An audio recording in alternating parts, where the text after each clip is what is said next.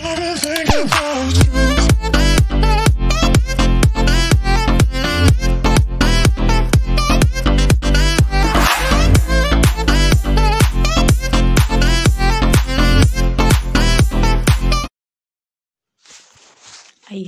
hello everyone. Ayan guys, i-share ko lang itong aking lulutuin ngayon.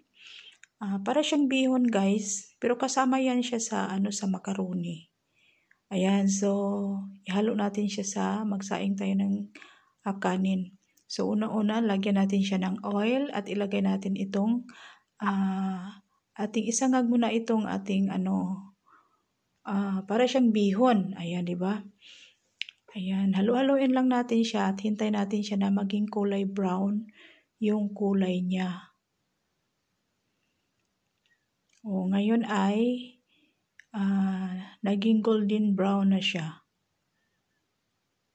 Then, ilagay natin yung ating binabad na bigas. Yung bigas guys ay ibabad natin siya ng mga half hour.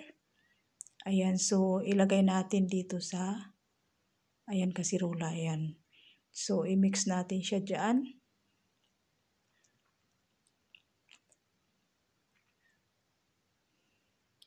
Ayan, halu-haluin lang natin para pantay yung pagka-mix ng ating rice sa vermicelli. Sarap din siya kainin guys. At lagyan siya ng salt. Para may lasa naman yung ating kanin. Ayan. So, lagyan siya ng salt. At pagkatapos lagyan siya ng salt at lagyan siya ng kulong tubig ang ilalagay natin guys. Kulong tubig. Ayan. Para madali yun ma-absorb yung ating bigas. Diba? Sarap siya kainin guys.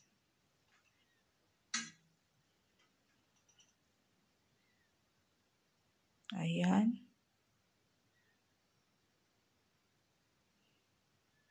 Ayan, tingnan natin. Ayan. Ayan na yung ating kanin. Diba? May design ang ating kanin ngayon. So, ayan guys, ay lutong Arabic food na naman yan. Ayan, dito ako natuto guys sa mga lutong Arabic food. Ayan, nilagay na natin siya sa pinggan. Thank you for watching. Sa lahat ng aking mga followers, thank you so much guys sa always support ng aking channel.